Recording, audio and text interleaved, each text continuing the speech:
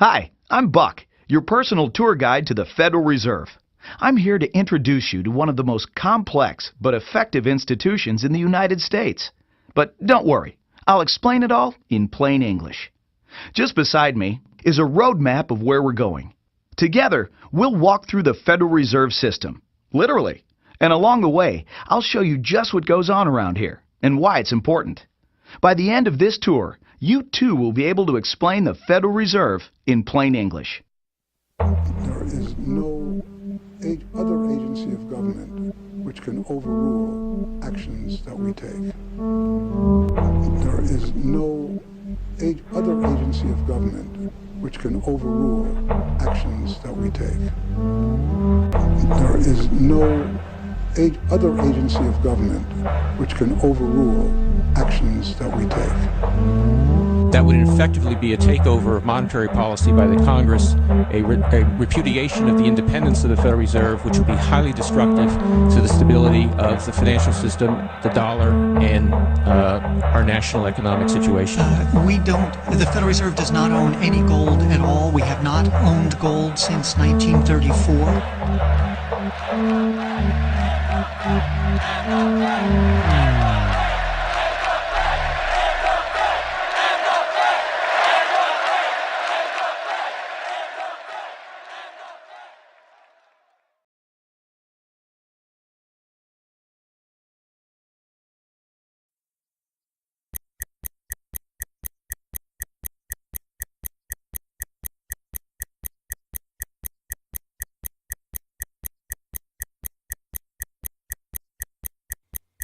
All our lives, we've been told that economics is boring. It's dull. It's not worth the time it takes to understand it. And all our lives, we've been lied to.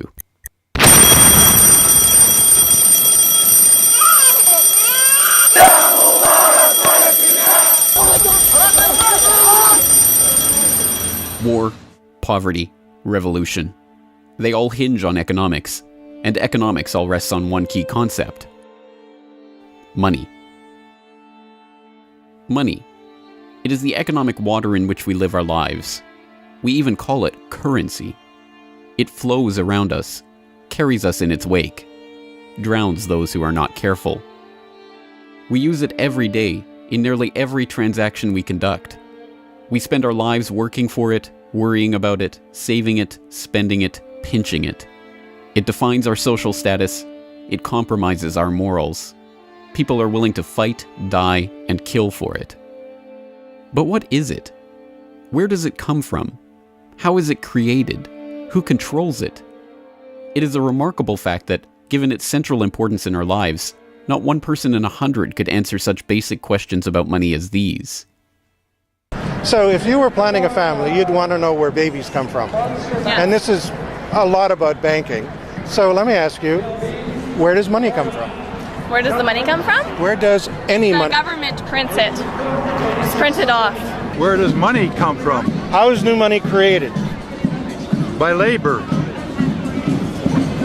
People work and produce wealth, and the money is supposed to match that wealth. Where does money come from? Well, I have a pretty different outlook on money. It actually comes from like trees, right?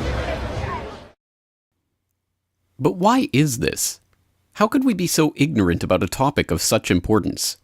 Where does money come from is a basic, childlike question. So why is our only response the childlike answer meant as a joke? It grows on trees. Such a profound state of ignorance could not come about naturally. From the time we are children, we are curious about the world and eager to learn about the way it works. And what could lead to a better understanding of the way the world works than a knowledge of money, its creation and destruction? Yet discussion of this topic is fastidiously avoided in our school years and ignored in our daily life. Our monetary ignorance is artificial, a smoke screen that has been erected on purpose and perpetrated with the help of complicated systems and insufferable economic jargon. But it doesn't take an economist to understand the importance of money. Deep down, we all know that the wars, the poverty, the violence we see around us hinges on this question of money. It seems like a 1,000-piece jigsaw puzzle just waiting to be solved. And it is.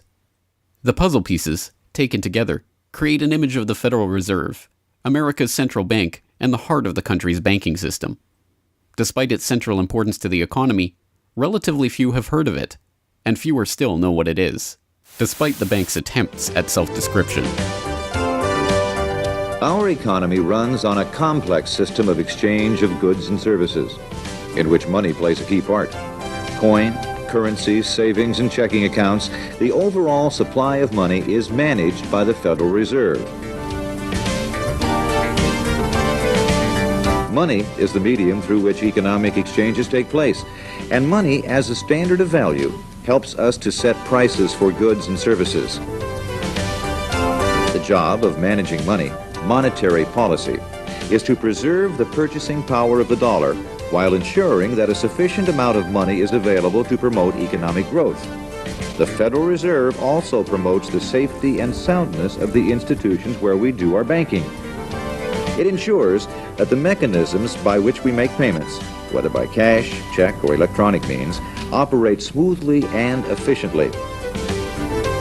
And in its fiscal role, acts as the banker for the United States government. Now, these duties comprise the major responsibilities of our central bank. But in order to really understand the Federal Reserve, we must first understand its origins and context. We must deconstruct the puzzle. The first piece of that puzzle lies here, in the White House. This is where the Federal Reserve Act, then known as the Currency Bill, was signed into law after passing the House and Senate in late December 1913. The New York Times of Christmas Eve 1913 described the festive scene. The Christmas spirit pervaded the gathering. While the ceremony was a little less impressive than that of the signing of the Tariff Act on October 3rd last in the same room, the spectators were much more enthusiastic and seized every occasion to applaud. There in the White House that fateful December evening, President Wilson signed away the last veneer of control over the American money supply to a cartel, a well-organized gang of crooks so successful, so cunning, so well hidden that even now, a century later, few know of its existence, let alone the details of its operations. But those details have been openly admitted for decades. Of course, just as we have been taught to find economics boring, we have been taught that this story is boring. This is the way the Federal Reserve itself tells it. The United States was facing severe financial problems. At the turn of the century, most banks were issuing their own currency, called banknotes. The trouble was, currency that was good in one state was sometimes worthless in another. People began to lose confidence in their money, since it was only as sound as the bank that issued it. Fearful that their bank might go out of business, they rushed to exchange their banknotes for gold or silver. By attempting to do so, they created the Panic of 1907. During the panic, people streamed to the banks and demanded their deposits. The banks could not meet the demand. They simply did not have enough gold and silver coin available. Many banks went under. People lost millions of dollars.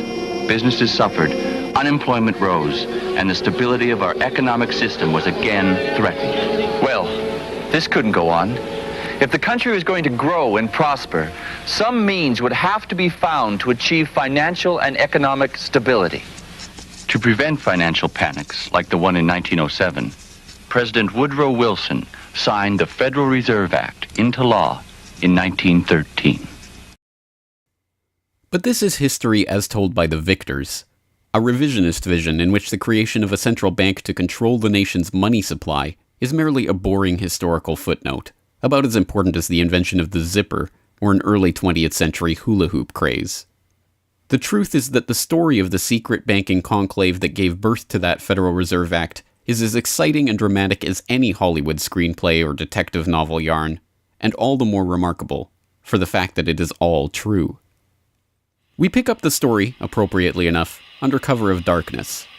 It was the night of November 22nd, 1910, and a group of the richest and most powerful men in America were boarding a private rail car at an unassuming railroad station in Hoboken, New Jersey. The car, waiting with shades drawn to keep onlookers from seeing inside, belonged to Senator Nelson Aldrich, the father-in-law of billionaire heir to the Rockefeller dynasty, John D. Rockefeller Jr. A central figure on the influential Senate Finance Committee where he oversaw the nation's monetary policy, Aldrich was referred to in the press as the general manager of the nation. Joining him that evening was his private secretary Shelton, and a who's who of the nation's banking and financial elite. A. Pyatt Andrew, the Assistant Treasury Secretary, Frank Vanderlip, President of the National City Bank of New York, Henry P. Davison, a senior partner of J.P. Morgan Company, Benjamin Strong Jr., an associate of J.P. Morgan and president of Bankers Trust Co., and Paul Warburg, heir of the Warburg banking family and son-in-law of Solomon Loeb of the famed New York investment firm Kuhn, Loeb & Company. The men had been told to arrive one by one after sunset to attract as little attention as possible.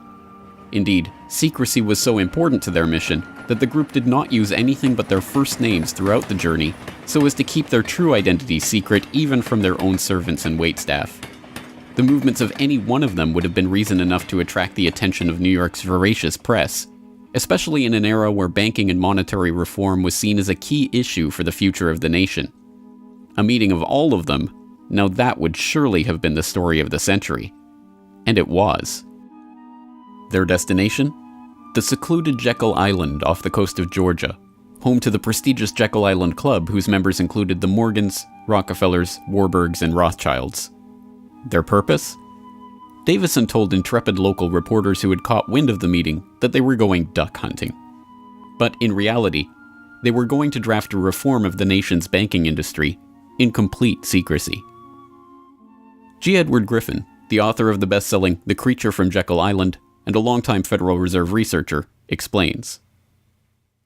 What happened is that the banks decided that since there was going to be legislation anyway to control their industry, that they wouldn't just sit back and wait and see what happened and cross their fingers that it would be okay. They decided that to do what so many cartels do today, they decided to take the lead, and they would be the ones calling for regulations and reform. They like the word reform, and American people are suckers for the word reform. You just put that into any corrupt piece of legislation, call it reform, and people say, oh, I'm all for reform, and so they vote for it or accept it. So that's what they were doing. They decided we will reform our own industry. In other words, we will create a cartel, and we will give the cartel the power of government. We'll take our cartel agreement so that we can self-regulate to our advantage, and we'll call it the Federal Reserve Act. And then we'll take this cartel agreement to Washington and convince those idiots there to pass it into law. And that basically was the strategy. It was a brilliant strategy. Of course, we see it happening all the time, and certainly in our own day today, we see the same thing happening in other cartelized industry. Right now, we're watching it unfold in the field of healthcare, but at that time, it was banking, all right? And so the banking cartel wrote their own rules and regulations, called it the Federal Reserve Act, got it passed into law, and it was very much to their liking because they wrote it. And in essence, what they had created is a set of rules which made it possible for themselves to regulate their industry, but they went even beyond that. In fact, it's clear to me when I was reading their letters and their conversations at the time and the debates that they never dreamed that Congress would go along and also give them the right to issue the nation's money supply. I mean, not only were they now going to regulate their own industry, which is what they started out as wanting to do, but they got this incredible gift that they didn't dream would be given to them, although they were negotiating for it.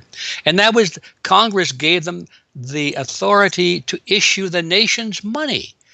And Congress gave away the sovereign right to issue the nation's money to the private banks. And so all of this was in the Federal Reserve Act, and the American people were joyous because they were told and they were convinced that this was finally a means of controlling this big creature from Jekyll Island. Amazingly enough, they were successful, not just in conspiring to write the legislation that would eventually become the Federal Reserve Act, but in keeping that conspiracy a secret from the public for decades. It was first reported on in 1916 by Bertie Charles Forbes, the financial writer who would later go on to found Forbes magazine. But it was never fully admitted until a quarter century later, when Frank Vanderlip wrote a casual admission of the meeting in the February 9, 1935 edition of the Saturday Evening Post. I was as secretive, indeed as furtive, as any conspirator. I do not feel it is any exaggeration to speak of our secret expedition to Jekyll Island as the occasion of the actual conception of what eventually became the Federal Reserve System. Over the course of their 9 days of deliberation at the Jekyll Island Club, they devised a plan so overarching, so ambitious, that even they could scarcely imagine that it would ever be passed by Congress. As Vanderlip put it, "Discovery of our plan, we knew, simply must not happen, or else all our time and effort would be wasted.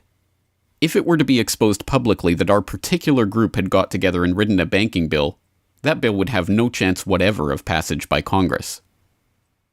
So what precisely did this conclave of conspirators devise at their Jekyll Island meeting?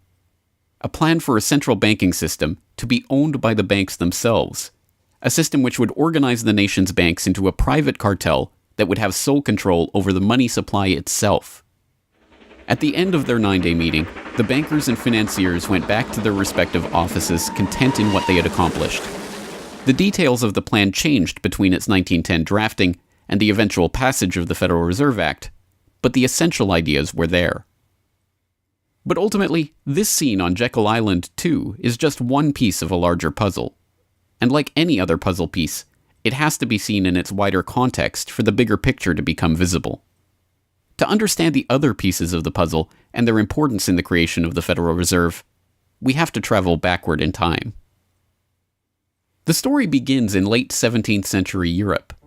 The 9 Years' War is raging across the continent as Louis XIV of France finds himself pitted against much of the rest of the continent over his territorial and dynastic claims.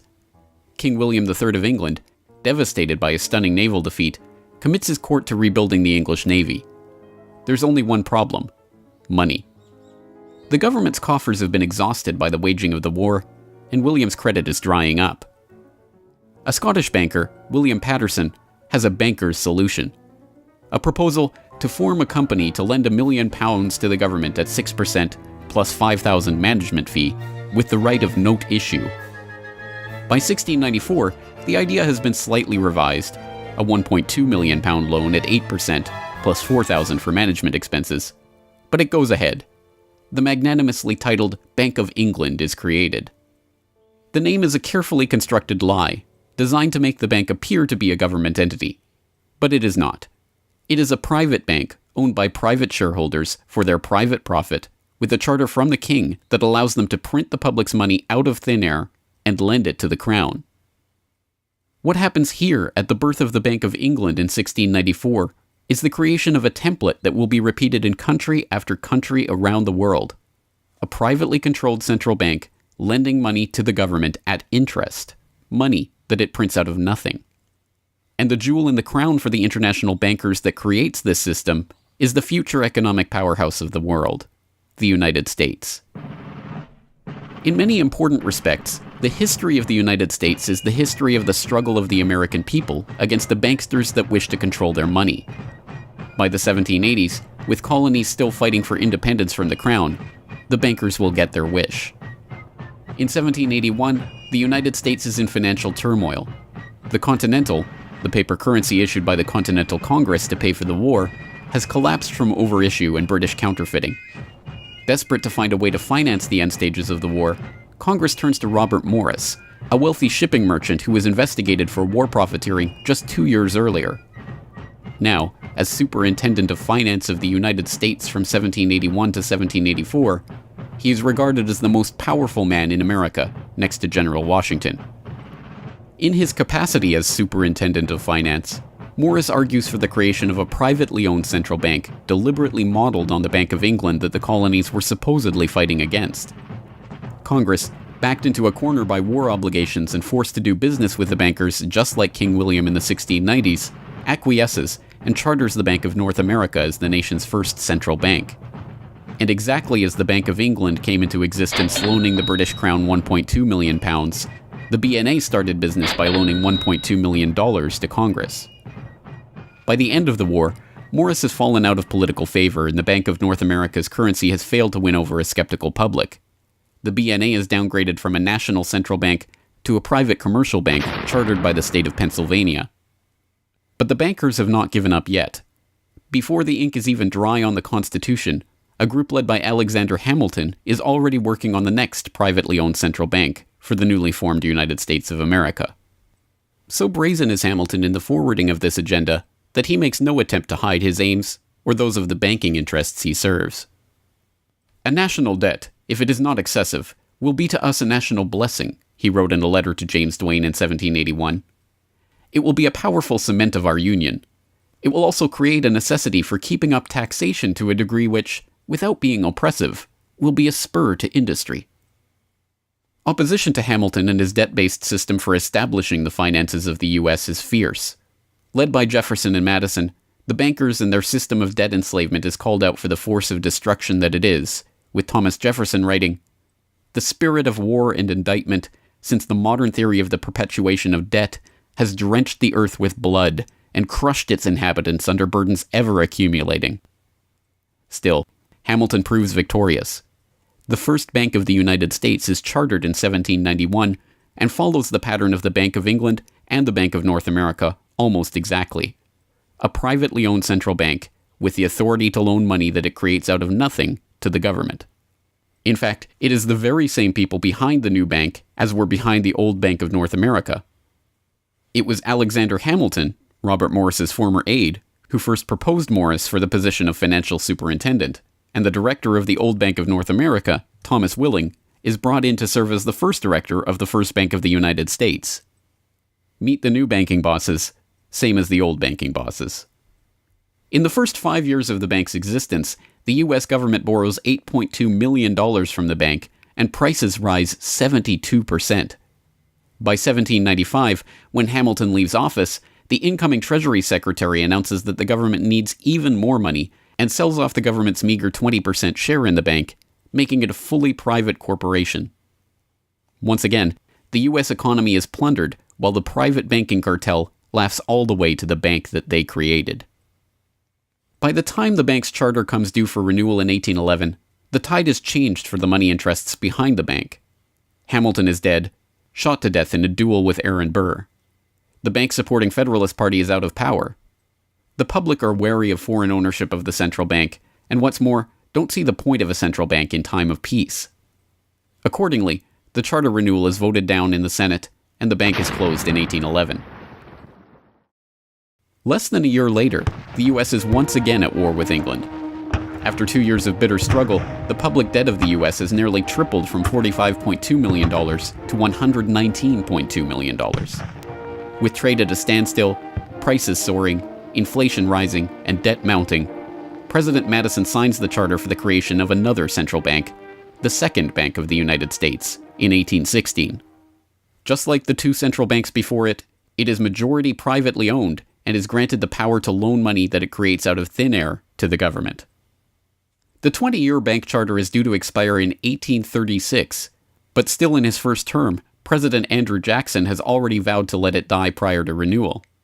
Believing that Jackson won't risk his chance for re-election in 1832 on the issue, the bankers forward a bill to renew the bank's charter in July of that year, 4 years ahead of schedule. Remarkably, Jackson vetoes the renewal charter and stakes his re-election on the people's support of his move. In his veto message, Jackson writes in no uncertain terms about his opposition to the bank. Whatever interest or influence, whether public or private, has given birth to this act, it cannot be found either in the wishes or necessities of the executive department, by which present action is deemed premature, and the powers conferred upon its agent not only unnecessary, but dangerous to the government and country. It is to be regretted that the rich and powerful too often bend the acts of government to their selfish purposes. If we cannot at once, in justice to interests vested under improvident legislation, make our government what it ought to be, we can at least take a stand against all new grants of monopolies and exclusive privileges, against any prostitution of our government to the advancement of the few at the expense of the many, and in favor of compromise and gradual reform in our code of laws and system of political economy. The people side with Jackson, and he's re-elected on the back of his slogan, "Jackson and no bank." The president makes good on his pledge. In 1833, he announces that the government will stop using the bank and will pay off its debt. The bankers retaliate in 1834 by staging a financial crisis and attempting to pin the blame on Jackson, but it's no use. On January 8, 1835, President Jackson succeeds in paying off the debt, and for the first and only time in its history, the United States is free from the debt chain of the bankers. In 1836, the Second Bank of the United States charter expires, and the bank loses its status as America's central bank. It is 77 years before the bankers can regain the jewel in their crown, but it is not for lack of trying. Immediately upon the death of the bank, the banking oligarchs in England react by contracting trade, removing capital from the US, demanding payment in hard currency for all exports, and tightening credit. This results in a financial crisis known as the Panic of 1837, and once again Jackson's campaign to kill the bank is blamed for the crisis. Throughout the late 19th century, the United States is rocked by banking panics brought about by wild banking speculation and sharp contractions in credit. By the dawn of the 20th century, the bulk of the money in the American economy has been centralized in the hands of a small clique of industrial magnates, each with a near monopoly on a sector of the economy. There are the Astors in real estate, the Carnegies and the Schwabs in steel, the Harrimans, Stanfords, and Vanderbilts in railroads, the Mellons and the Rockefellers in oil. As all of these families start to consolidate their fortunes, they gravitate naturally to the banking sector. And in this capacity, they form a network of financial interests and institutions that centered largely around one man, banking scion and increasingly America's informal central banker in the absence of a central bank, John Pierpont Morgan. John Pierpont Morgan, or Pierpont as he prefers to be called, is born in Hartford, Connecticut in 1837 to Junius Spencer Morgan, a successful banker and financier. Morgan rides his father's coattails into the banking business, and by 1871 is partnered in his own firm, the firm that was eventually to become J.P. Morgan and Company. It is Morgan who finances Cornelius Vanderbilt's New York Central Railroad. It is Morgan that finances the launch of nearly every major corporation of the period, from AT&T to General Electric to General Motors to DuPont. It is Morgan who buys out Carnegie and creates the United States Steel Corporation, America's first billion-dollar company. It is Morgan who brokers a deal with President Grover Cleveland to save the nation's gold reserves by selling $62 million worth of gold to the Treasury in return for government bonds. And it is Morgan who, in 1907, sets in motion the crisis that leads to the creation of the Federal Reserve. That year, Morgan begins spreading rumors about the precarious finances of the Knickerbocker Trust Company, a Morgan competitor and one of the largest financial institutions in the United States at the time. The resulting crisis, dubbed the Panic of 1907, shakes the U.S. financial system to its core.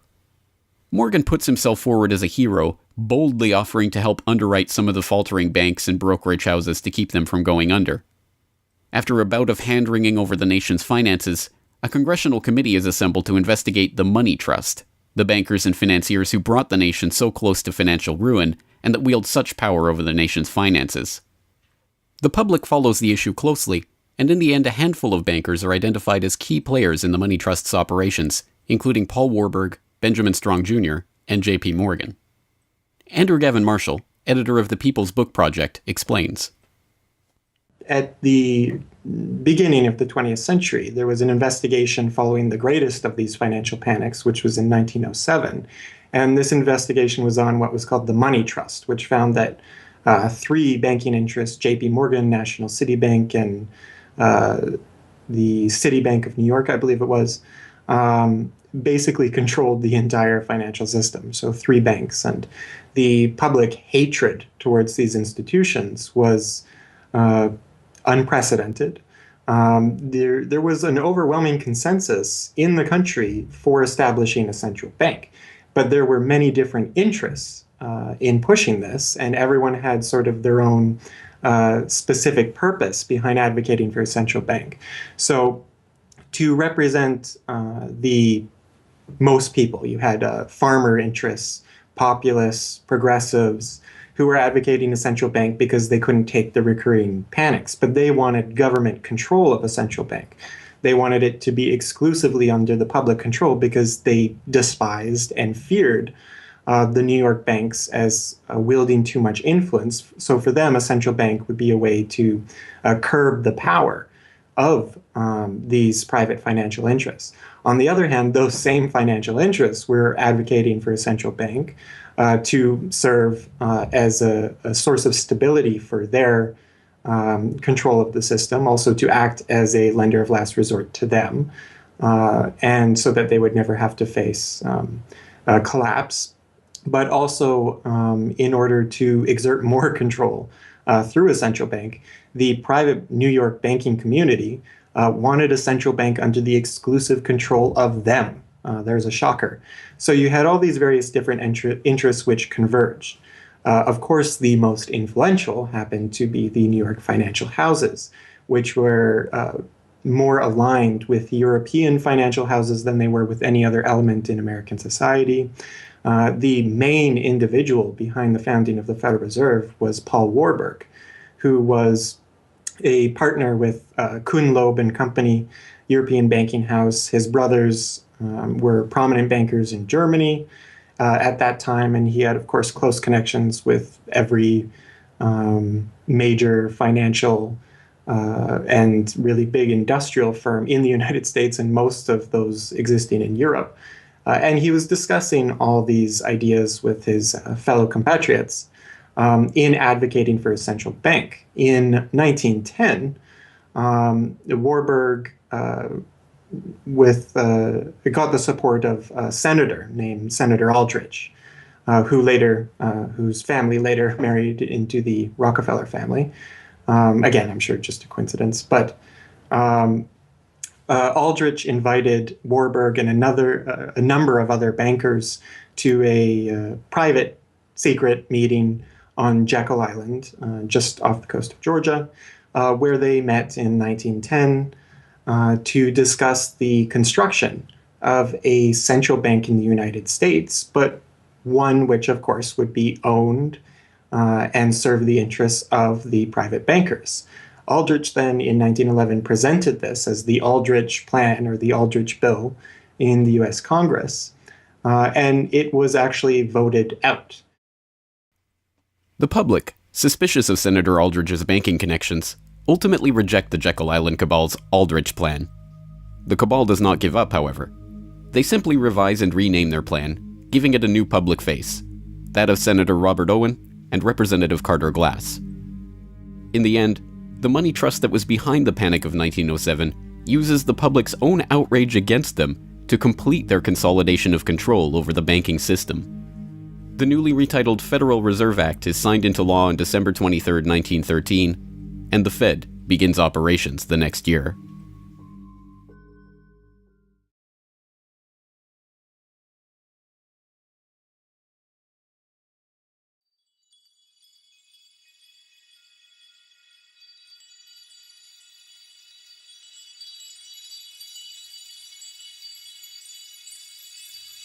So how does the Federal Reserve System work? What does it do? Who owns and controls it? These are the basic questions that would get to the heart of the fundamental question, what is money? And that is why the answer to these questions have been shrouded in impenetrable economic jargon. Even the Federal Reserve's own educational propaganda, which has an unusual tendency towards cutesy animation and talking down to its audience, has a difficult time summarizing the Fed's mission and responsibilities. According to the Fed, to achieve these goals, the Fed, then and now, combines centralized national authority through the Board of Governors, remember that on the map, with a healthy dose of regional independence through the reserve banks. A third entity, the Federal Open Market Committee, brings together the expertise of the first two in setting the nation's monetary policy. Precisely what imaginary gaggle of schoolchildren is this economic gibberish aimed at? The simple truth, hidden behind the sleight of hand of economic jargon and magisterial titles, is that a banking cartel has monopolized the most important item in our entire economy: money itself. We are taught to think of money as the pieces of paper printed in government printing presses or coins minted by government mints. While this is partially true, in this day and age, the actual notes and coins circulating in the economy represent only a tiny fraction of the money in existence. Over 90% of the money supply is in fact created by private banks as loans that are payable back to the banks at interest. Although this simple fact is obscured by the wizards of Wall Street and gods of money who want to make the money creation process into some special art of alchemy carefully overseen by the government, the truth is not hidden from the public. In December 1977, the Federal Reserve Bank of New York published another of its dumbed-down cartoon-ridden information pamphlets for the general public, attempting to explain the functions of the Federal Reserve System. There in black and white, they carefully explain the money creation process. Commercial banks create checkbook money whenever they grant a loan, simply by adding new deposit dollars to accounts on their books in exchange for a borrower's IOU. Banks create money by monetizing the private debts of businesses and individuals. That is, they create amounts of money against the value of those IOUs. There it is, in plain English.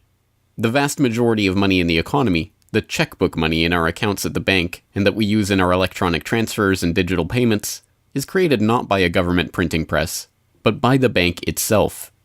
It is created out of thin air as debt, owed back to the bank that created it at interest.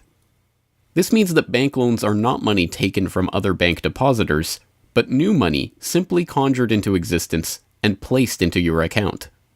And the bank is able to create much more money than it has cash to back up those deposits. The Fed claims to be the entity overseeing and backing up the banking industry. It was established, according to its own propaganda, to stabilize the system and prevent bank runs like the Panic of 1907 from happening again. Throughout much of the 1800s, almost any organization that wanted could print its own money. As a result, many states, banks, and even one New York druggist did just that. In fact, at one time, there were over 30,000 different varieties of currency in circulation. Imagine the confusion.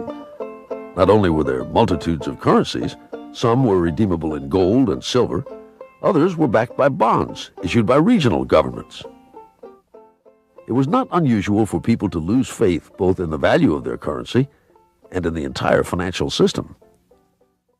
With many people trying to withdraw their deposits at once, sometimes the banks didn't have enough money on hand to pay their depositors. Then, when the funds ran out, the banks suspended payment temporarily, and some even closed. People lost their entire savings, and sometimes regional economies suffered. Obviously, something had to be done, and in 1913, something was. In that year, President Woodrow Wilson signed into effect the Federal Reserve Act. This act created the Federal Reserve System to provide a safer and more stable monetary and banking system. If that was indeed its aim, it signally failed to do so in running up one of the greatest bubbles in American history to that point in the 1920s, just a decade after its creation. The popping of that bubble, of course, led directly into the Great Depression and one of the greatest periods of mass poverty in American history. Economists have long argued that the Fed itself was the cause of the Depression by its complete mismanagement of the money supply. As former Federal Reserve Chairman Ben Bernanke admitted in a speech commemorating Fed critic Milton Friedman's 90th birthday, regarding the Great Depression, "You're right, we did it. We're very sorry. But thanks to you, we won't do it again." Price stability is another cited tenet of the Federal Reserve's mandate. But here, too, the Fed has completely failed to live up to its own standards. Aside from the banking system, the Federal Reserve has another responsibility that's probably even more important. It's in charge of something called monetary policy. Basically, it means trying to keep prices stable to avoid inflation. Say you buy a CD today for $14. But what if next year the price of the CD jumped to $20 or $50? Not because of a change in supply or demand, but because all prices were going up. That's inflation. There are a lot of different causes of inflation, but one of the most important is too much money. The Fed can adjust the money supply by injecting money into the system electronically or by withdrawing money from the economy. Think of it. The Federal Reserve has the ability to create money and make it disappear. What's most important is what happens as a result. Anytime the supply of money is altered, the effects are felt throughout the economy. The Fed's methods have changed over time to take advantage of the latest computers and electronics, but its mission remains the same: to aim for stable prices, full employment, and a growing economy. 100 years ago, in 1913, the Fed was created, and we've marked it with a vertical line there. Consumer prices now are about 30 times higher than they were when the Fed was created in 1913. Paper money, too, is the responsibility of the Federal Reserve. Hence, the dollars in circulation are not Treasury notes, not bills of credit, but Federal Reserve notes, debt-based notes backed up, ultimately, by the government's own promise to pay. It's sovereign bonds backed up by the taxpayers themselves. At one time, the Federal Reserve banks were legally required to keep large stockpiles of gold in reserve to back up these notes. But that requirement was abandoned, and today the notes are backed up mostly by government securities. The Fed no longer keeps any actual gold on its books, but gold certificates issued by the Treasury and valued not at the spot price of $1,300 per troy ounce, but an arbitrarily fixed statutory price of $42 2/9 per ounce. But I do have one question. During the crisis, or any time that you're aware of, has the Federal Reserve or Treasury participated in any gold swaps arrangements? The Federal Reserve does not own any gold at all. We have not owned gold since 1934. So we have not engaged in any gold swaps. But it appears on your balance sheet that you hold gold. What appears on our balance sheet is gold certificates. When we turned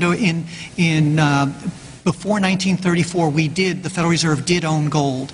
We turned that over by law to the Treasury and received in return for that gold certificates.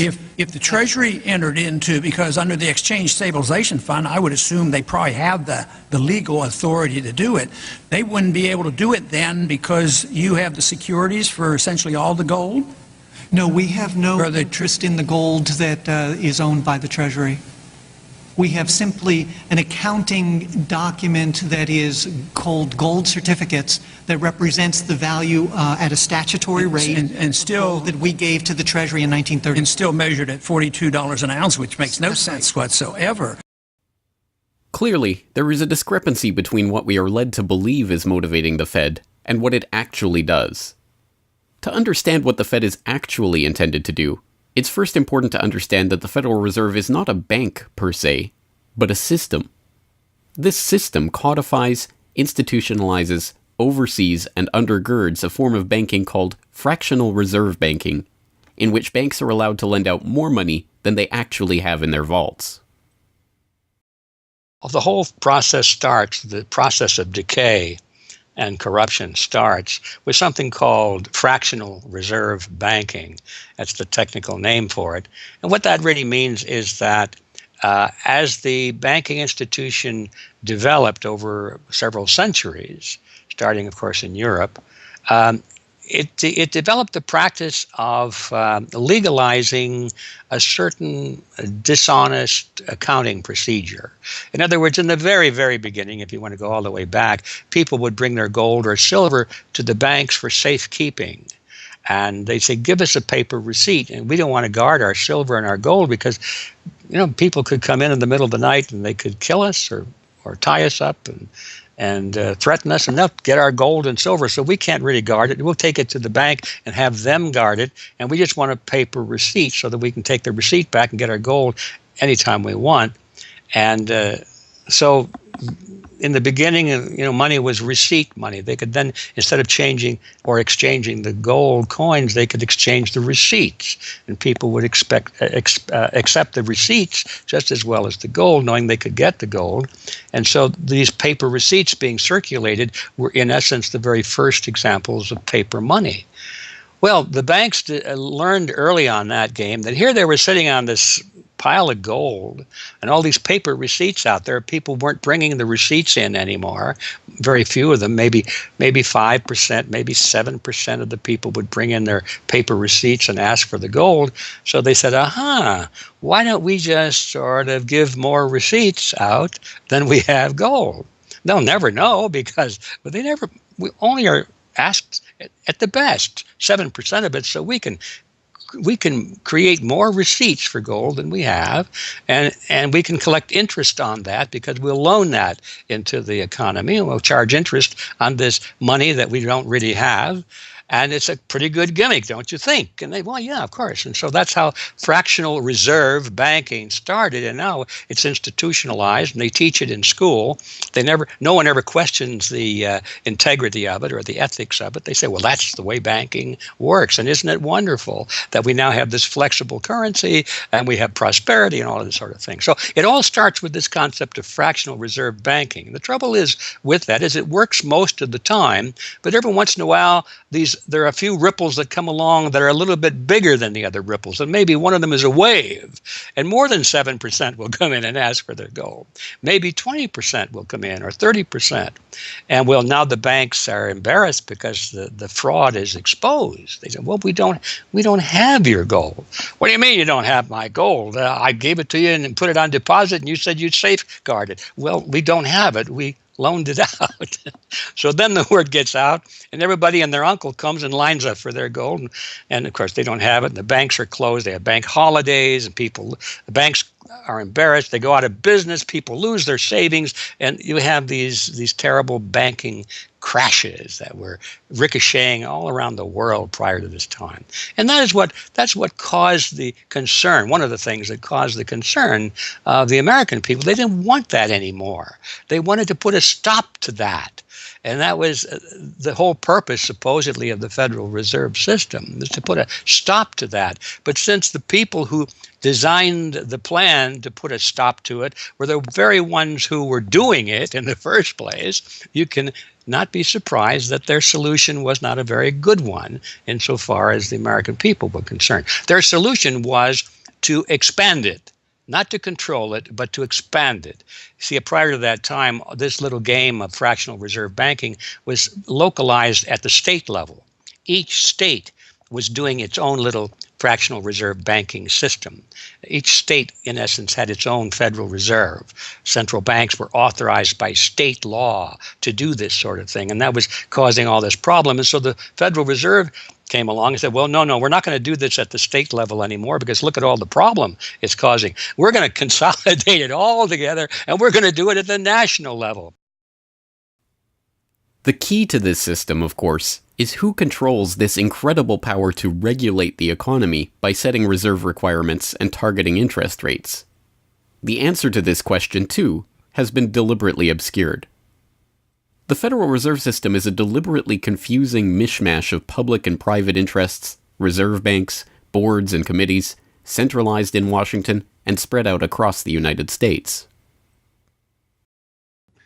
So you have the Federal Reserve Board in Washington, appointed by the president. That's the only part of this system that is directly dependent upon the government for input. That's the federal part, that the government, the president specifically, gets to choose a few select governors.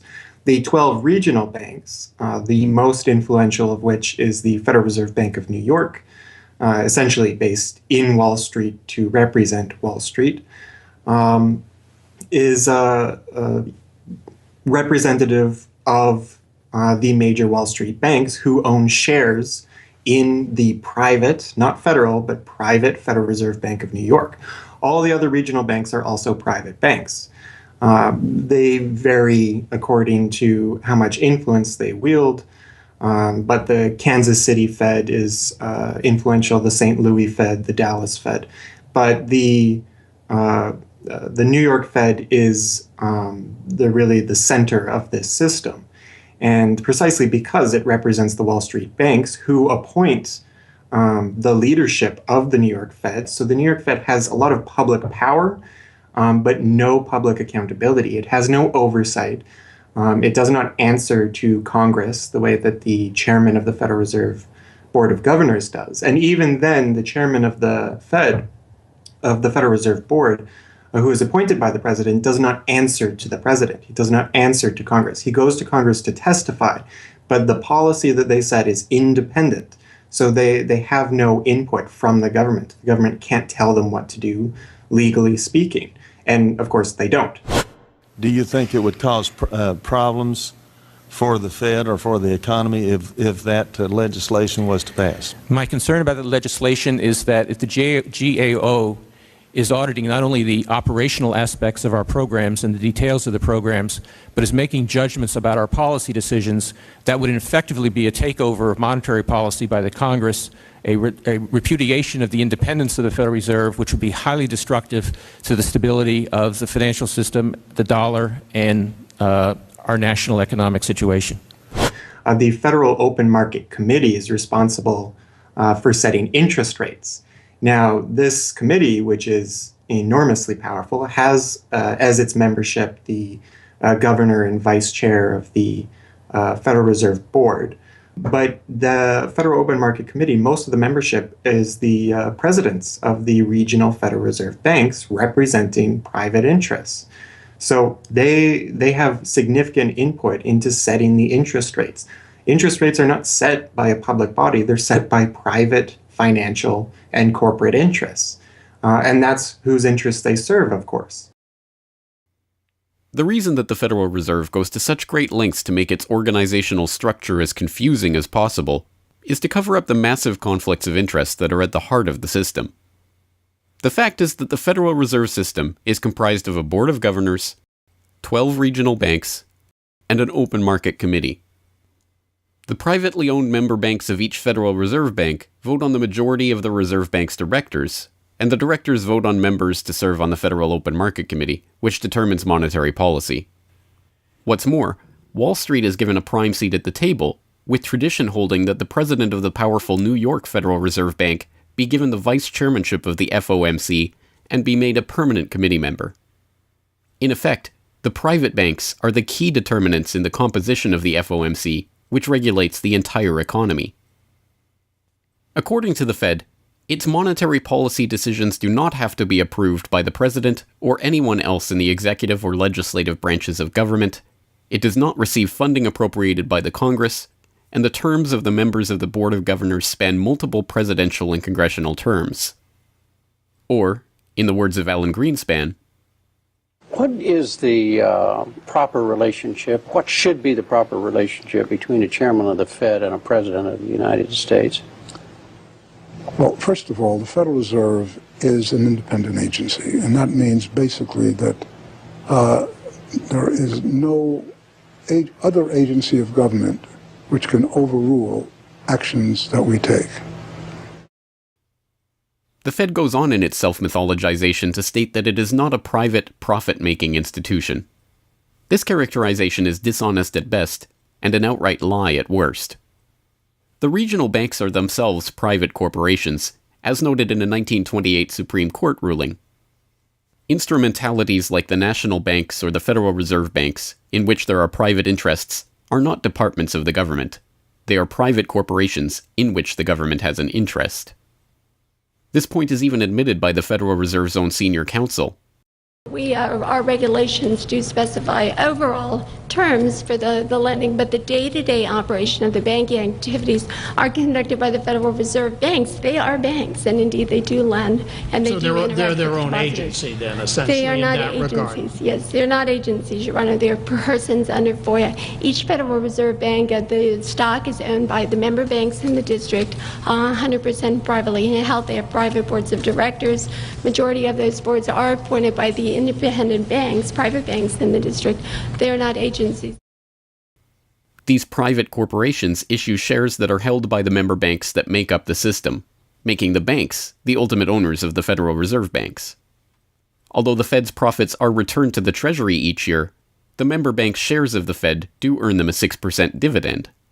According to the Fed, the fixed nature of these returns means that they are not being held for profit. Despite the dishonest nature of this description, however, it is important to understand that the bankers who own the Federal Reserve indeed do not make their money from the Fed directly. Instead, the benefits are much less obvious and much more insidious. The simplest way that this can be understood is that, as a century of history and the specific example of the last financial crisis shows, the Fed was used as a vehicle to bail out the very bankers who own the Fed banks in the most obvious example of fascistic collusion imaginable. A handful of financial institutions have enriched themselves as a result of institutional speculation on a large scale as well as manipulation of the market.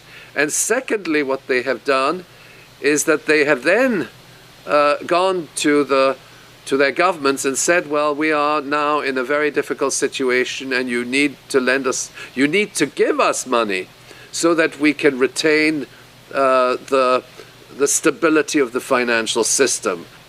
And who actually lends the money or brokers the public debt?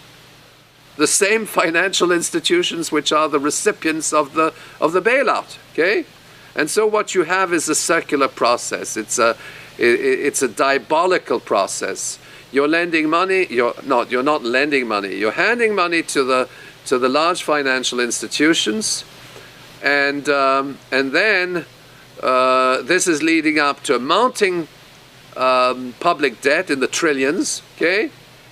And then you say to the financial institutions, we need to establish a new set of treasury bills and government bonds, etc., which of course are sold to the public, but they are always brokered through the financial institutions, which establish their viability and so on and so forth. And the financial institutions will probably buy part of this public debt. So that in effect what the government is doing is financing its own indebtedness through the bailouts. It hands money to the banks, but to hand the money to the banks, it becomes indebted to those same financial institutions, and then it says, well, we now have to emit large amounts of public debt. Please, can you help us? And then the banks will say, well, your books are not quite in order. And then the government will say, well, obviously they're not in order because we've just handed you $1.4 trillion of bailout money, and we're now in a very difficult situation, so we need to borrow money from the people who are, in fact, the recipients of the bailout. So this is really what we're dealing with. We're dealing with a circular process. The 2008 crisis and subsequent bailouts are merely the latest and most brazen examples of the fundamental conflicts of interest at the heart of America's privately owned central banking system. Beginning with the collapse of Lehman Brothers in September of that year, the Federal Reserve embarked on an unprecedented program of bailouts and special zero-interest lending facilities for the very banks that had caused the subprime meltdown in the first place. By the cartelization of the Federal Reserve structure, and thus not by accident, it was the very bank presidents who had overseen their banks' lending practices that ended up in the director positions of the Federal Reserve banks that voted on where to direct the trillions of dollars in bailout money. And unsurprisingly, they directed it toward their own banks. A stunning 2011 Government Accountability Office report examined $16 trillion of bailout facilities extended by the Fed in the wake of the crisis and exposed numerous examples of blatant conflicts of interest. Jeffrey Immelt, chief executive of General Electric, served as a director on the board of the Federal Reserve Bank of New York. At the same time, the Fed provided $16 billion in financing to General Electric. JP Morgan Chase chief executive Jamie Dimon, meanwhile, was also a member of the board of the New York Fed during the period that saw $391 billion in Fed emergency lending directed to his own bank. In all, Federal Reserve Board members were tied to $4 trillion in loans to their own banks. These funds were not simply used to keep these banks afloat, but actually to return these Fed-connected banks to a period of record profits in the same period that the average worker saw their real wages actually decrease and the economy on Main Street slow to a standstill. Ben Bernanke, at that time the chairman of the Federal Reserve Board of Governors, was confronted about these conflicts of interest by Senator Bernie Sanders upon the release of the GAO report in June 2012. Senator, you raised an important point, which is that this is not something the Federal Reserve created. This is in the statute. Congress in the Federal Reserve Act said this is the governance of the Federal Reserve, and more specifically that bankers would be on the board. And 6 out of 9. Sorry? 6 out of 9 in the regional banks are come from the banking industry. That's correct. And that is in the law. And right. I'll answer your question, though. The answer to your question is that Congress set this up. We have tried, I think we've made it into something useful and valuable. We do get information from it. But if Congress wants to change it, of course, we will work with you to find alternatives. Bernanke is completely right. These conflicts are, in fact, a part of the institution itself.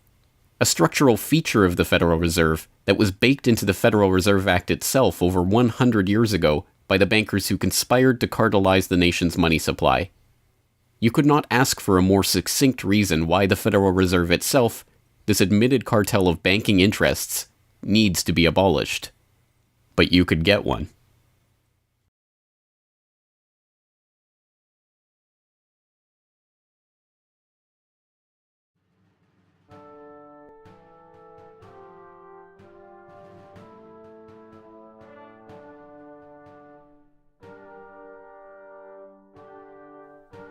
We now know that for centuries, the people of the United States have been at war with the international banking oligarchs. That war was lost, seemingly for good, in 1913 with the creation of the Federal Reserve. With the passage of the Federal Reserve Act, President Woodrow Wilson consigned the American population to a century in which the money supply itself has depended on the whims of the banking cabal. A century of booms and busts, bubbles and depressions, has led to a wholesale redistribution of wealth toward those at the very top of the system. At the bottom, the masses toil in relative poverty, single-income households becoming double-income households out of necessity, their quality of life being slowly eroded as the Federal Reserve notes that pass for dollars are themselves devalued. Worse yet, the fraud itself perpetuates Alexander Hamilton's persistent myth that a national debt is necessary at all. The US is now locked into a system whereby the government issues bonds to generate the funds for their operations, bonds that are backed up by the taxation of the public's own labor. The perpetrators of this fraud, meanwhile, remain in the shadows, largely ignored by a general public that could instantly recognize the latest Hollywood heartthrob or pop idol, but have no clue what the head of Goldman Sachs or the New York Fed does, let alone who they are. This cabal bear allegiance to no nationality, no philosophy or creed, no code of ethics. They are not even motivated by greed, but power. The power that the control of the money supply inevitably brings with it. After a person has all the money in the world that you could possibly use to buy anything you want, what's left to capture your imagination? And the answer, of course, is power. Power over people. Now, money is power over people, but there's another power over people as well, and that is the political power, the social power. And I think this has now become the dominant driving force of these people. They've already got the money. They've got it locked down. Now they're striving for this new world order, as their name for it. They want all of the world into one political unit, which they dominate, not only with money, but with military and psychological means and education and media and propaganda. They want total control over every human on the planet. And by golly, they're moving pretty rapidly in that direction. It did not take long for this lust for power to rear its head.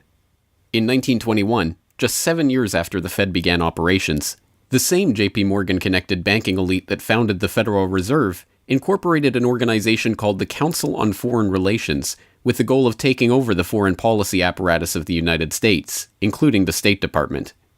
In this quest, it was remarkably successful.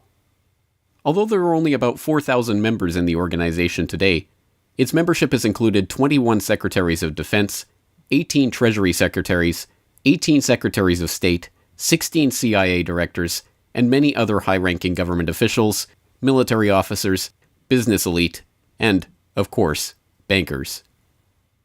The first director of the CFR was John W. Davis, J.P. Morgan's personal lawyer and a millionaire in his own right. Together with its sister organizations in Britain and elsewhere around the world, these groups would work together toward what they called a New World Order of total financial and political control directed by the bankers themselves. As Carroll Quigley, noted Georgetown historian and mentor of Bill Clinton, wrote in his 1966 work, Tragedy and Hope, A History of the World in Our Time, the powers of financial capitalism had a far-reaching aim, nothing less than to create a world system of financial control in private hands, able to dominate the political system of each country and the economy of the world as a whole. This system was to be controlled in a feudalist fashion by the central banks of the world acting in concert, by secret agreements arrived at in frequent private meetings and conferences. The apex of the system was to be the Bank for International Settlements in Basel, Switzerland, a private bank owned and controlled by the world's central banks, which were themselves private corporations. This is why the bankers and their partners in government and business conspired to bring about the 2008 crisis. Not for the pursuit of money, but power. In the same way the bankers used the panic of 1907 to consolidate their control over the money supply, they hope to use the 2008 crisis and subsequent panics, which they themselves have created, to consolidate their political control. The International Summit for the Global Financial Crisis has been expanded from G7 to G20 because the leading 7 developed countries cannot solve the crisis alone. This expanded meeting raises the question whether a new global financial system will be created. So is this some sort of a new world order, which Gordon Brown kind of alluded to? British Prime Minister Gordon Brown has described the quote-unquote guiding principles to be addressed at the summit. They are transparency, sound banking, responsibility, integrity, and get this, global governance, unquote. I think a new world order is emerging, and with it the foundations of a new and progressive era of international cooperation. The inevitable conclusion, one that flows necessarily from the true understanding of this situation, is that the Federal Reserve System needs to be consigned to the dustbin of history. After a century of enslavement, it is time for the American public to finally throw off the bankers' debt chains. If there was ever a point in human history to start questioning alternatives, this would be it. And to think that where we are and simply say, oh, well, this is the best of our options. How many of the best options lead to self-destruction? Doesn't sound like a best option. I think that with a world of 7 billion people, we can probably come up with something better than a system in which a few thousand people benefit so much at the expense of everything else on this world, and at the expense of the potential for the future of mankind. They're leveraging our future. And so long as we accept this way of thinking, so long as we accept these institutions as having dominance, that's the direction we'll be going. So I think reform is a good way to try and stall and to push back directly against the expanding and evolving power structures. But radical change is what's really needed, and that has to be built from the bottom up. But I think that these two processes can and should go together in parallel. If you've made it this far, congratulations. You are now better informed on the economic history of the United States and the truth about the Federal Reserve than 99% of the population. If you do nothing else, then just working to get those around you educated on this information alone will have a profound effect. Once they learn of the scam, many are motivated to do something about it, and they, in turn, inform others. This is the viral nature of suppressed truth, and it is the reason that more people are aware of and energized by the issue of the Federal Reserve and the nature of money than ever before. Perhaps even more amazingly, this movement is spreading to other parts of the globe. Recognizing the interlocking nature of the modern global economy and the international nature of the banking oligarchy, movements to abolish the Federal Reserve have sprung up in Europe, where protests against the cartelized central banking system are taking place in over 100 cities, attracting 20,000 people on a weekly basis. I started this movement because I realized that the Federal Reserve Act, in my opinion, is one of the most worst laws in the whole world. So a private banking company is lending America the money, and in my opinion, America is not any more democratic. The Federal Reserve tells the government what to do, and that's a problem. It's a very big problem, especially in the US.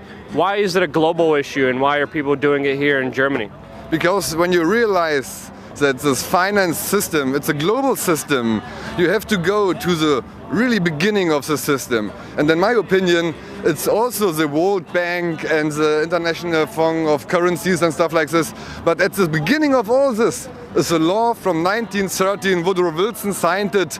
And this is the beginning of all this hardcore capitalism we are suffering right now from. And the only way to stop this is maybe to break this law. But what if the burgeoning movement to end the Fed is successful? What system do people propose as the answer? There have been several proposals along different lines by various researchers. Some argue for a return to America's colonial roots of debt-free money issued by state-run banks, pointing to the Bank of North Dakota as one already functioning, successful model of this approach. We've had two banking systems ever since the 1860s, with the state bank system and the federal bank system. And the federal bank system are the big Wall Street banks, particularly. They dominate the federal system. So they're taking over right now. I mean, in California, we don't even have any local banks where I am. They're now, we had two, and I had accounts in both of them, and they're now, one of them is Chase Bank, and the other is U.S. Bank. So they're both big Wall Street banks now. They've been taken over.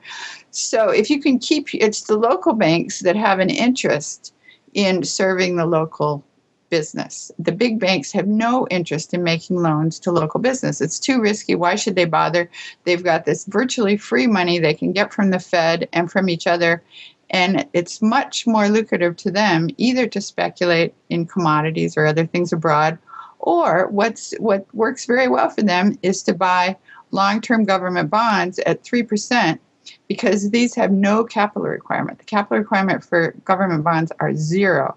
So they can buy all of those that they want. Whereas if they buy, let's say, mortgages, or if they make loans for mortgages, or they make loans to businesses, then they have to worry about their capital requirement. And as soon as they've used up all their capital, in other words, $8 of capital will get you $100 of loans, then they can't make any more loans. They have to wait for 30 years till those loans get paid off. So what they do, if they do buy mortgages, is sell them off to investors. And so that was the whole mortgage-backed securities scam that we've seen. They had no motivation to make sure that these borrowers were actually sound borrowers. They just wanted to make a sale, so they sold the stuff to the unwary investors who might be somebody in Iceland or Sweden or pension funds.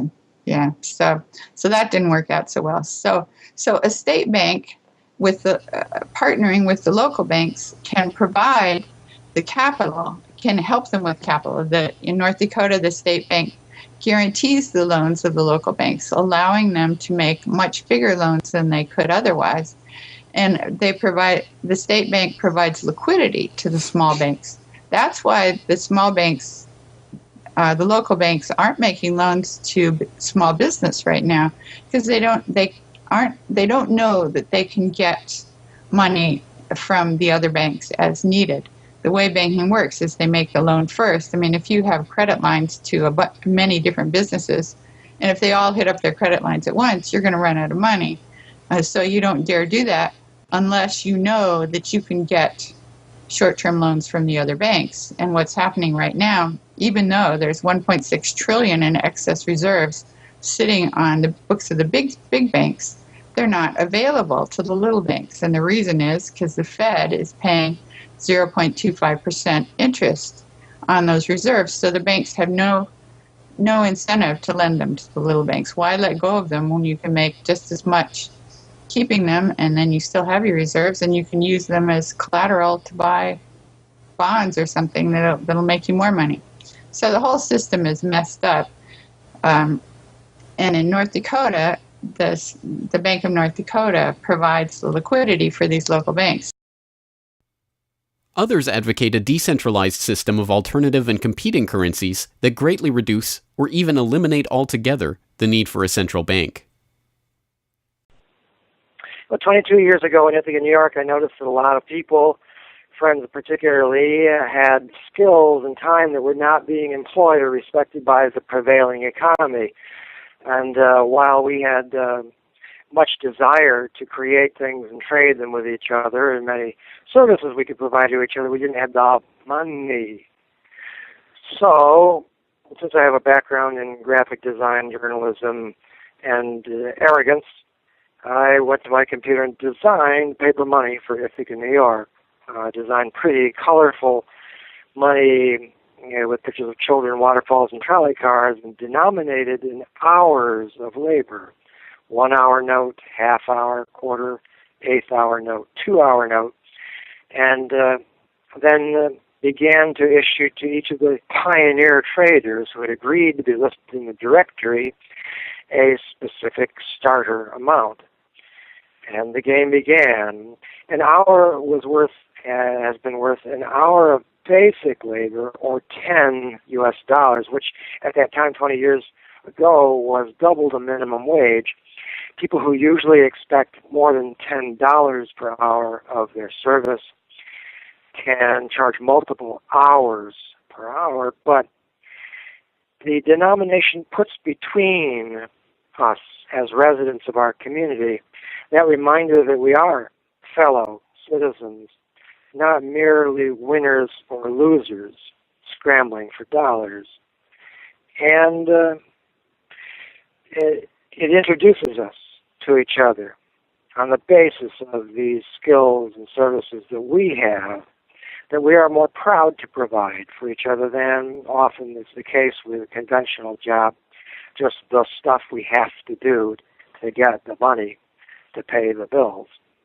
So through that trading process, that more intimate scale process within the community, we're more easily able to become friends and lovers and political allies.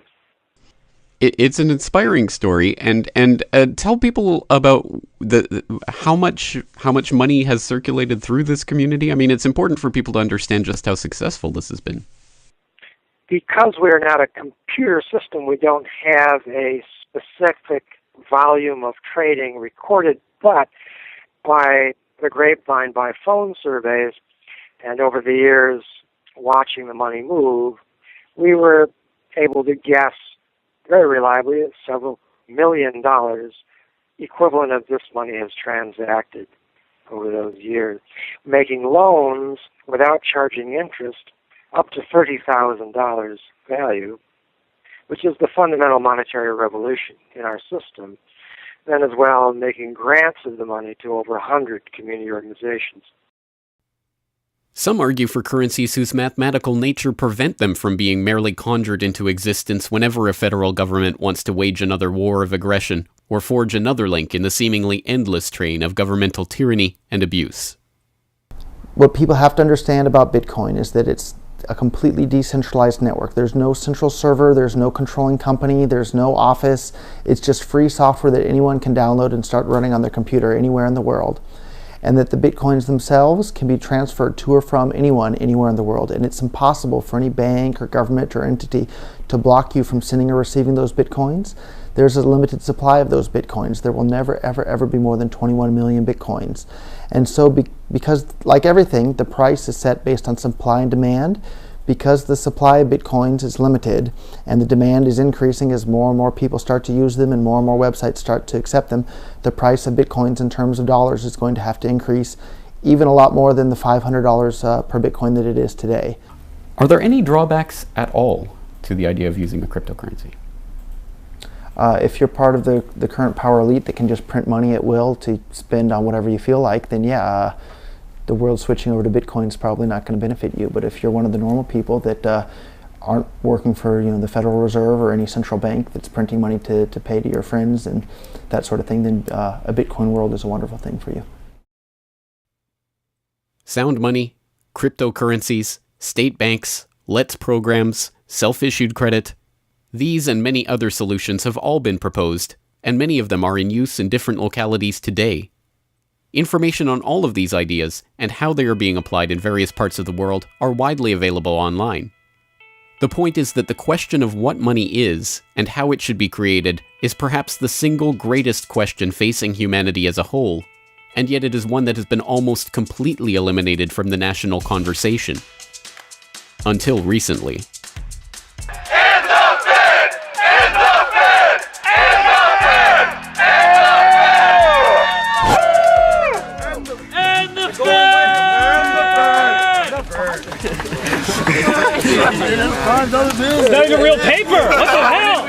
Hands up, Fed!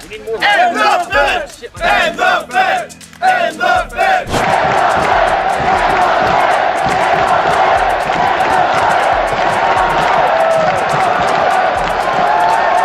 I haven't even gotten to that part yet. We can do it again when I get to that part.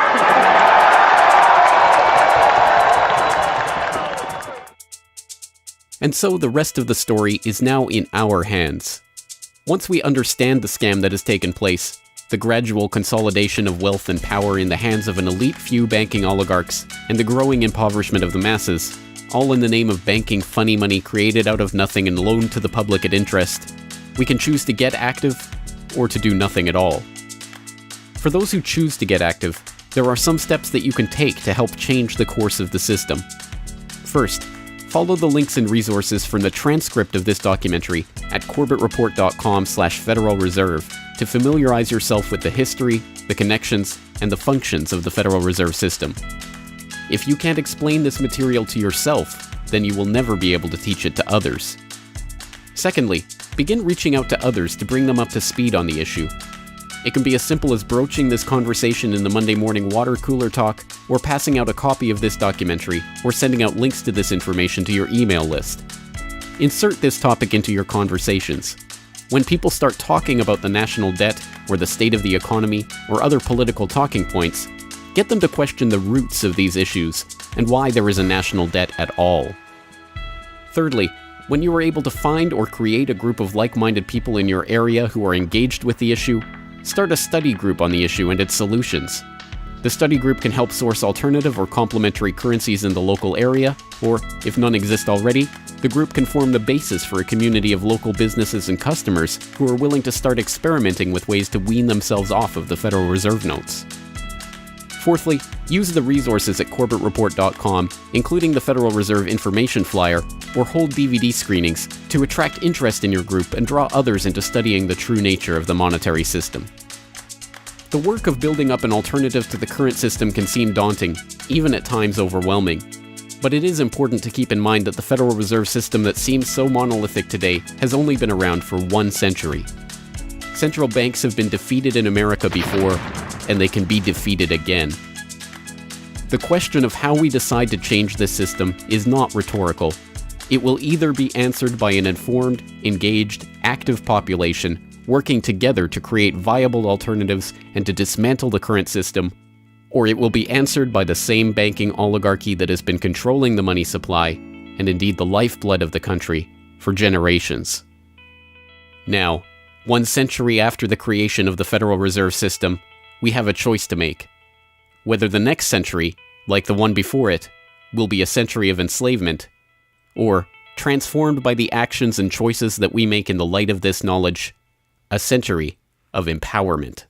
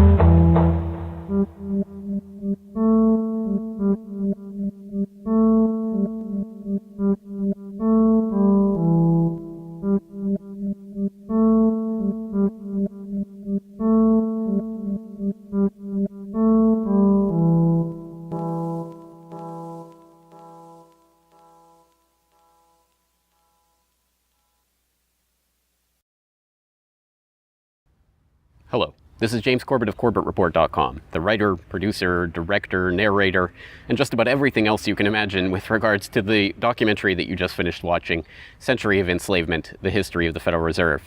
As I mentioned towards the end of that documentary, if you've made it this far, then you are now better informed about the Federal Reserve, its origins, what it is, how it functions, and why it must be opposed than 99% of the general public.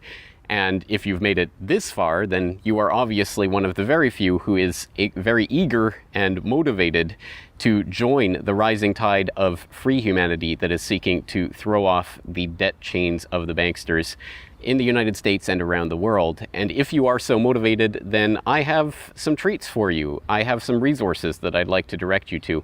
As I mentioned again towards the end of that documentary, there are some resources up at corbettreport.com that I hope will help you in your quest to better inform yourself and better inform others about the Federal Reserve System.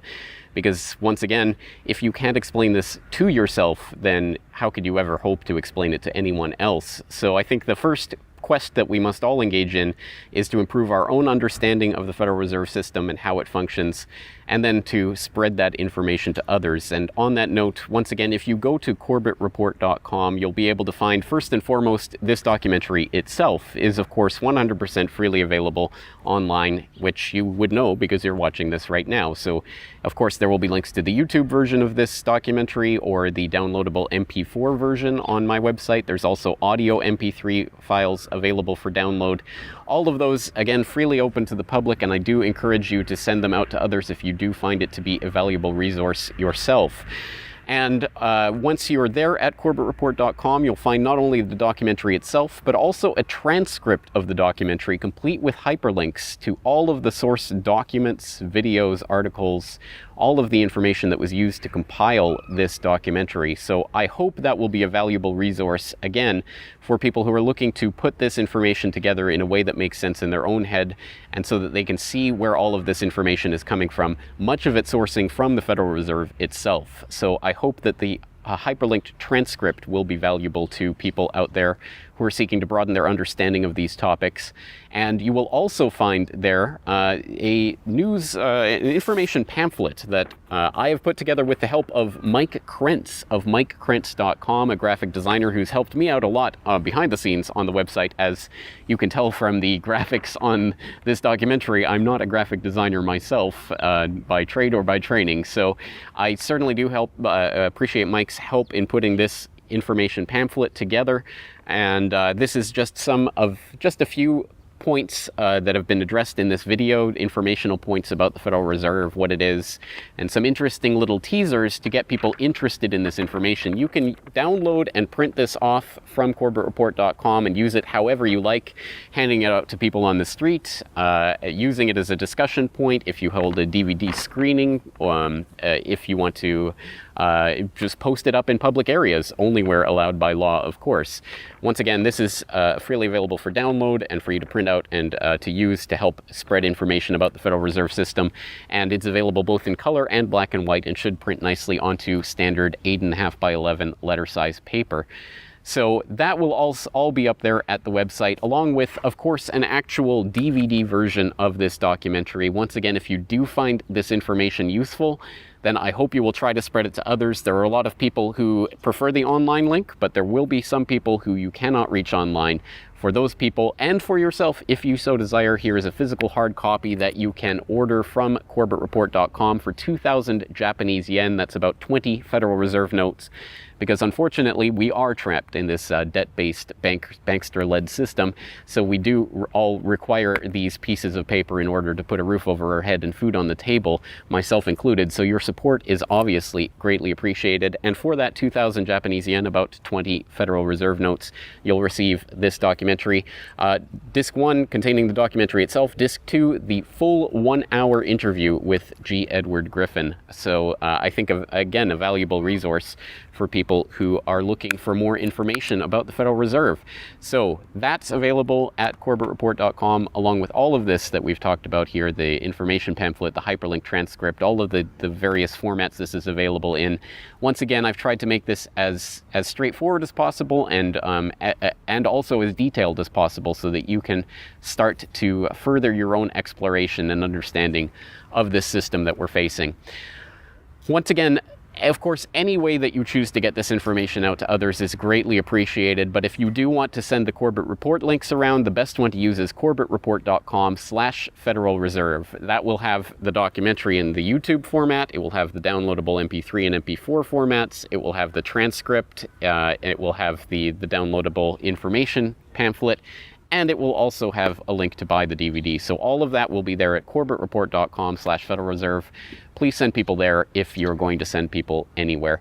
So once again, I really do salute you for taking time out of your busy day, out of your schedule, to devote yourself to watching and learning and understanding this material, and to helping spread this information and awareness to others, because it is only together that we will ever be able to form the movement that will ultimately turn the tide against the banksters and defeat the Federal Reserve and all of the similarly privately controlled central banks all around the world.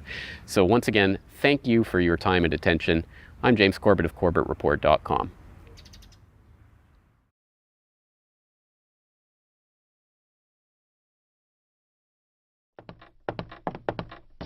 Hi, I'm Buck, your personal tour guide to the Federal Reserve. I'm here to introduce you to one of the most complex but effective institutions in the United States. But don't worry, I'll explain it all in plain English. Just beside me is a roadmap of where we're going. Together, we'll walk through the Federal Reserve System, literally. And along the way, I'll show you just what goes on around here and why it's important. By the end of this tour, you too will be able to explain the Federal Reserve in plain English. There is no other agency of government which can overrule actions that we take. There is no other agency of government which can overrule actions that we take. There is no other agency of government which can overrule actions that we take. That would effectively be a takeover of monetary policy by the Congress, a repudiation of the independence of the Federal Reserve, which would be highly destructive to the stability of the financial system, the dollar, and our national economic situation. The Federal Reserve does not own any gold at all. We have not owned gold since 1934.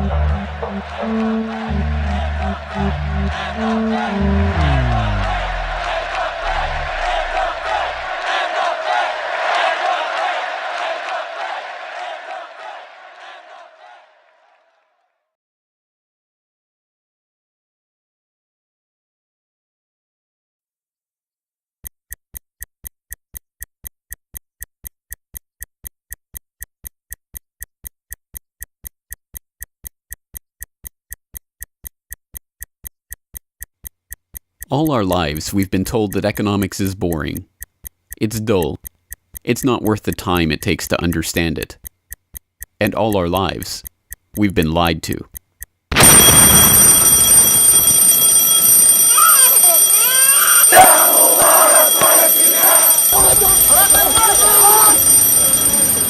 War, poverty, revolution. They all hinge on economics, and economics all rests on one key concept. Money. Money. It is the economic water in which we live our lives. We even call it currency. It flows around us, one by one after sunset, to attract as little attention as possible. Indeed, secrecy was so important to their mission that the group did not use anything but their first names throughout the journey, so as to keep their true identity secret even from their own servants and waitstaff. The movements of any one of them would have been reason enough to attract the attention of New York's voracious press, especially in an era where banking and monetary reform was seen as a key issue for the future of the nation. A meeting of all of them, now that would surely have been the story of the century. And it was. Their destination? The secluded Jekyll Island off the coast of Georgia, home to the prestigious Jekyll Island Club, whose members included the Morgans, Rockefellers, Warburgs, and Rothschilds. Their purpose? Davison told intrepid local reporters who had caught wind of the meeting that they were going duck hunting. But in reality, they were going to draft a reform of the nation's banking industry in complete secrecy. G. Edward Griffin, the author of the best-selling The Creature from Jekyll Island and a longtime Federal Reserve researcher, explains. What happened is that the banks decided that since there was going to be legislation anyway to control their industry, that they wouldn't just sit back and wait and see what happened and cross their fingers that it would be okay. They decided that to do what so many cartels do today. They decided to take the lead, and they would be the ones calling for regulations and reform. They like the word reform, and the American people are suckers for the word reform. You just put that into any corrupt piece of legislation, call it reform, and people say, oh, I'm all for reform, and so they vote for it or accept it. So that's what they were doing. They decided, we will reform our own industry. In other words, we will create a cartel, and we will give the cartel the power of government. We'll take our cartel agreement so that we can self-regulate to our advantage, and we'll call it the Federal Reserve Act. And then we'll take this cartel agreement to Washington and convince those idiots there to pass it into law. And that basically was the strategy. It was a brilliant strategy. Of course, we see it happening all the time, and certainly in our own day today, we see the same thing happening in other cartelized industry. Right now, we're watching it unfold in the field of healthcare, but at that time, it was banking, all right? And so the banking cartel wrote their own rules and regulations, called it the Federal Reserve Act, got it passed into law. Carries us in its wake, drowns those who are not careful. We use it every day, in nearly every transaction we conduct. We spend our lives working for it, worrying about it, saving it, spending it, pinching it. It defines our social status. It compromises our morals. People are willing to fight, die, and kill for it. But what is it? Where does it come from? How is it created? Who controls it? It is a remarkable fact that, given its central importance in our lives, not one person in 100 could answer such basic questions about money as these. So if you were planning a family, you'd want to know where babies come from. Yeah. And this is a lot about banking. So let me ask you, where does money come from? Where does the money come from? Where does any money? The government prints it. It's printed off. Where does money come from? How is new money created? By labor. People work and produce wealth, and the money is supposed to match that wealth. Where does money come from? Well, I have a pretty different outlook on money. It actually comes from, like, trees, right? But why is this? How could we be so ignorant about a topic of such importance? Where does money come from is a basic, childlike question. So why is our only response the childlike answer meant as a joke? It grows on trees. Such a profound state of ignorance could not come about naturally. From the time we are children, we are curious about the world and eager to learn about the way it works. And what could lead to a better understanding of the way the world works than a knowledge of money, its creation and destruction? Yet discussion of this topic is fastidiously avoided in our school years and ignored in our daily life. Our monetary ignorance is artificial, a smokescreen that has been erected on purpose and perpetrated with the help of complicated systems and insufferable economic jargon. But it doesn't take an economist to understand the importance of money. Deep down, we all know that the wars, the poverty, the violence we see around us hinges on this question of money. It seems like a 1,000-piece jigsaw puzzle just waiting to be solved. And it is. The puzzle pieces, taken together, create an image of the Federal Reserve, America's central bank, and the heart of the country's banking system. Despite its central importance to the economy, relatively few have heard of it, and fewer still know what it is, despite the bank's attempts at self-description. Our economy runs confidence in their money, since it was only as sound as the bank that issued it. Fearful that their bank might go out of business, they rushed to exchange their banknotes for gold or silver. By attempting to do so, they created the Panic of 1907. During the panic, people streamed to the banks and demanded their deposits. The banks could not meet the demand. They simply did not have enough gold and silver coin available. Many banks went under. People lost millions of dollars. Businesses suffered, unemployment rose, and the stability of our economic system was again threatened. Well, this couldn't go on. If the country was going to grow and prosper, some means would have to be found to achieve financial and economic stability. To prevent financial panics like the one in 1907, President Woodrow Wilson signed the Federal Reserve Act into law in 1913. But this is history as told by the victors, a revisionist vision in which the creation of a central bank to control the nation's money supply is merely a boring historical footnote, about as important as the invention of the zipper or an early 20th century hula hoop craze. The truth is that the story of the secret banking conclave that gave birth to that Federal Reserve Act is as exciting and dramatic as any Hollywood screenplay or detective novel yarn, and all the more remarkable for the fact that it is all true. We pick up the story, appropriately enough, under cover of darkness. It was the night of November 22nd, 1910, and a group of the richest and most powerful men in America were boarding a private rail car at an unassuming railroad station in Hoboken, New Jersey. The car, waiting with shades drawn to keep onlookers from seeing inside, belonged to Senator Nelson Aldrich, the father-in-law of billionaire heir to the Rockefeller dynasty, John D. Rockefeller Jr. A central figure on the influential Senate Finance Committee where he oversaw the nation's monetary policy, Aldrich was referred to in the press as the general manager of the nation. Joining him that evening was his private secretary Shelton, and a who's who of the nation's banking and financial elite. A. Pyatt Andrew, the assistant treasury secretary, Frank Vanderlip, president of the National City Bank of New York, Henry P. Davison, a senior partner of J.P. Morgan Company, Benjamin Strong Jr., an associate of J.P. Morgan and president of Bankers Trust Co., and Paul Warburg, heir of the Warburg banking family and son-in-law of Solomon Loeb of the famed New York investment firm Kuhn, Loeb & Company. The men had been told to arrive on a complex system of exchange of goods and services, in which money plays a key part. Coin, currency, savings, and checking accounts, the overall supply of money is managed by the Federal Reserve. Money is the medium through which economic exchanges take place, and money as a standard of value helps us to set prices for goods and services. The job of managing money, monetary policy, is to preserve the purchasing power of the dollar while ensuring that a sufficient amount of money is available to promote economic growth. The Federal Reserve also promotes the safety and soundness of the institutions where we do our banking. It ensures that the mechanisms by which we make payments, whether by cash, check, or electronic means, operate smoothly and efficiently. And in its fiscal role, acts as the banker for the United States government.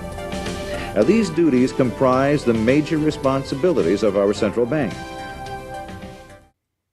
But in order to really understand the Federal Reserve, we must first understand its origins and context. We must deconstruct the puzzle. The first piece of that puzzle lies here, in the White House. This is where the Federal Reserve Act, then known as the Currency Bill, was signed into law after passing the House and Senate in late December 1913.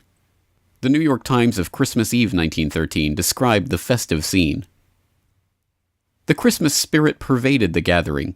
While the ceremony was a little less impressive than that of the signing of the Tariff Act on October 3rd last in the same room, the spectators were much more enthusiastic and seized every occasion to applaud.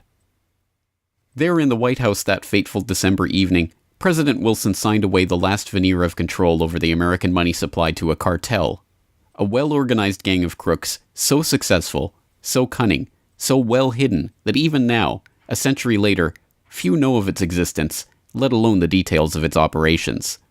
But those details have been openly admitted for decades. Of course, just as we have been taught to find economics boring, we have been taught that this story is boring. This is the way the Federal Reserve itself tells it. The United States was facing severe financial problems. At the turn of the century, most banks were issuing their own currency, called banknotes. The trouble was, currency that was good in one state was sometimes worthless in another. People began to lose confidence